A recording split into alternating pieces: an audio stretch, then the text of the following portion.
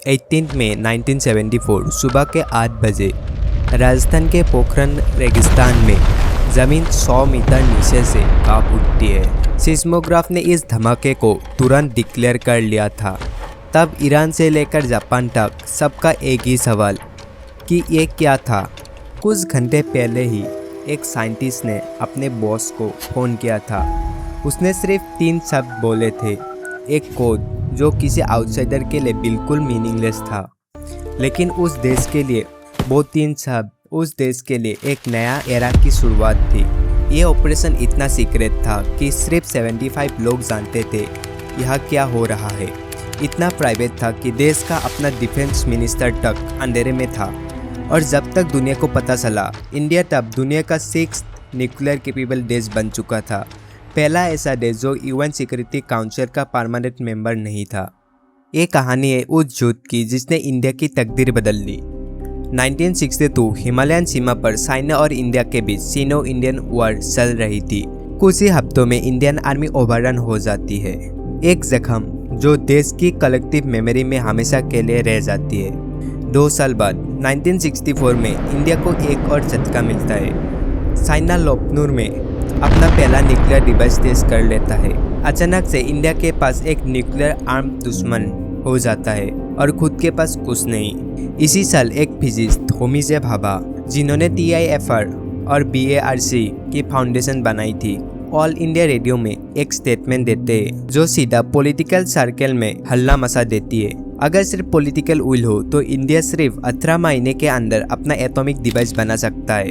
ये सिर्फ एक साइंटिफिक क्लेम नहीं था, ये एक चैलेंज था, लेकिन कोई तुरंत जवाब नहीं मिला। प्रोग्राम धीरे धीरे अंधेरे में चला जाता है, जैसे एक चिंगारी जो अब धीरे धीरे बुझने वाली थी।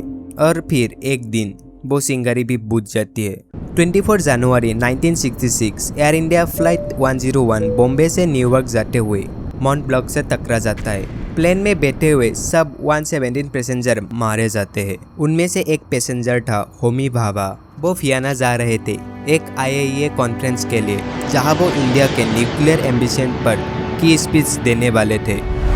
ऑफिशियल इन्वेस्टिगेशन का रिजल्ट पायलट एरर और खराब वेदर के कारण प्लेन क्रैश हो गया, लेकिन लोगों को आज तक पता नहीं चला कि असली कारण क्या था।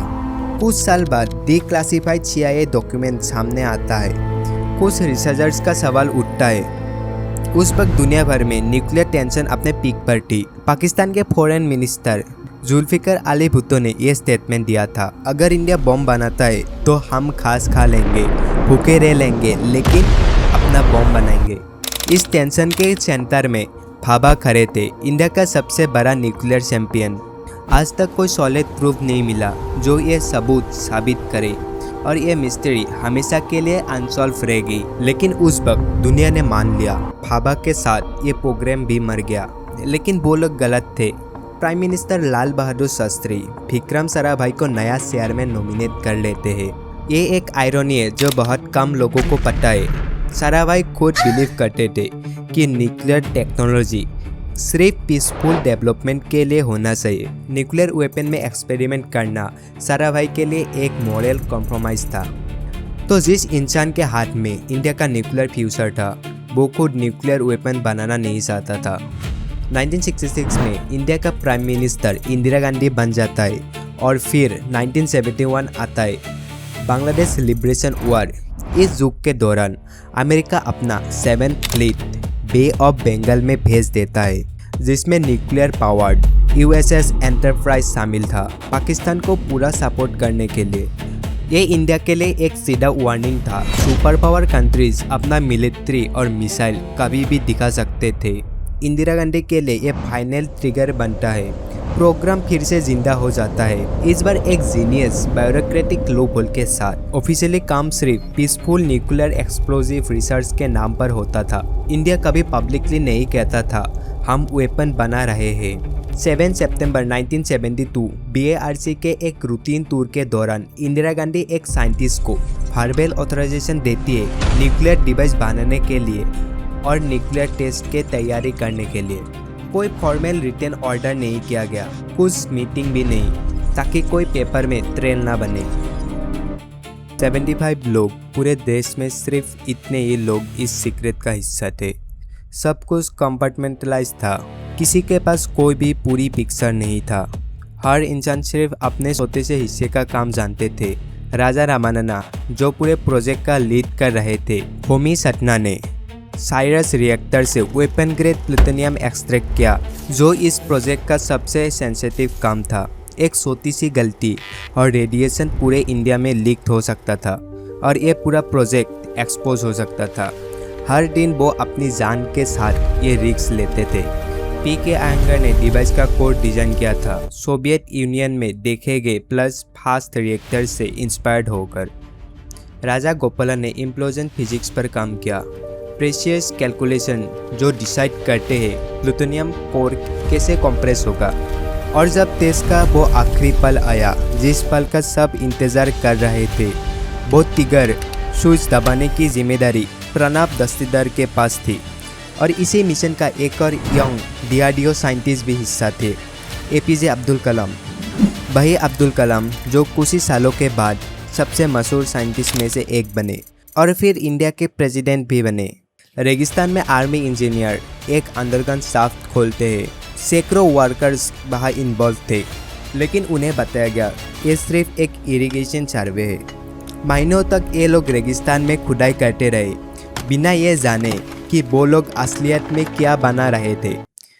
क्या होगा जिस दिन उन लोगों को पता चलेगा। सीक्रेसी का अंदाजा आप लोग सिर्फ इस बात से लगा सकते हैं, डिफेंस मिनिस्टर जगजीवन राम को टेस्ट के बारे में तब पता चला जब धमाका हो चुका था। एक्सटर्नल अफेयर मिनिस्टर स्वरांग सिंह को भी सिर्फ 48 घंटे पहले ही उन्हें बताया गया था। और सबसे हैरानी की बात, पूरे देश में सिर्फ 3 लोग ऐसे थे जिनके पास ये एक्सपेरिमेंट का पूरा पिक्चर था, इंदिरा गांधी और उनके सबसे क्लोज एडवाइजर्स। मई 1974 तक डिवाइस फुली असेंबल हो चुका था। Hexagonal shape, 1.25 metre diameter, 1400 kg उसका वेट। डिज़ाइन नागासाकी में गिराए गए फैटमैन जैसा, लेकिन पूरी तरह से इंडिया में इंजीनियर्ड। इस न्यूक्लियर डिवाइस को छुपाकर रेल ट्रैक्स के पार रेगिस्तान के रेत के नीचे से ट्रांसपोर्ट किया गया। साइंटिस्ट लोग खुद आर्मी ऑफिसर जैसे ड्रेस पहनकर ट्रैवल करते थे। 18 मई का दिन स्पेशली सुना गया क्योंकि ये दिन बुद्धा पूर्णिमा भी थी, गौतम बुद्धा का जन्मदिन। सुबह 8:05 काउंटडाउन खत्म होता है। ज़मीन अंदर से कांप उठता है। एस्टिमेटेड 8 से 13 किलोटन्स, हिरोशिमा के बॉम्ब के कंपेरेबल। कुछ मिनट बाद रामानना इंदिरा गांधी को फ़ोन करते वही 3 शब्द जो पहले हमने सुना था, बुद्धा इज स्माइलिंग। अब आप लोग जानते हो वो शब्द क्या थे। दुनिया का रिएक्शन तुरंत और शार्पली डिवाइडेड था। कनाडा अपना न्यूक्लियर कोऑपरेशन इंडिया के साथ तुरंत कैंसिल कर देता है। अमेरिका सैंक्शंस लगाता है। ये मूवमेंट आगे जाके न्यूक्लियर सप्लायर्स ग्रुप बनाने का रीजन बनता है। एक स्ट्रेंज मिक्स ऑफ फ्राइड और साइलेंस था। पब्लिक को पता चला उनका देश अब न्यूक्लियर पावर्ड है, लेकिन पूरी कहानी, पूरी सैक्रिफाइस, सारा रिस्क जिसमें साइंटिस्ट ने अपनी ज़िंदगी लगा दी, डेकेड्स तक ये छुपा रहा। 1975 में रामानना और सटना को पद्मा विभूषण मिलता है, लेकिन इंडिया ऑफिशियली ये कभी नहीं मानता कि ये एक वेपन टेस्ट था जब तक 1998 में पोखरण 2 नहीं हुआ। रेगिस्तान आज खामोश है, लेकिन उस खामोशी के नीचे जिसमें एक देश ने अपनी तकदीर खुद लिखी, सुपर पावर्स की नज़रों से बचते हुए। बुद्धा इज स्माइलिंग ये सिर्फ एक वर्ड कोड नहीं था, ये एक स्टेटमेंट था। हम दबे हुए नहीं है। लेकिन पोखरण का एको सिर्फ इंडिया तक नहीं रुका। भुट्टो का वो स्टेटमेंट खास कर लेंगे, लेकिन हम लोग बॉम्ब बनाएंगे। पाकिस्तान ने कुछ साल बाद खुद अपना न्यूक्लियर प्रोग्राम तुरंत एक्टिवेट कर दिया था। और वो कहानी पूरी तरह से अलग, पूरी तरह से डेंजरस, जो कि अभी भी बाकी है।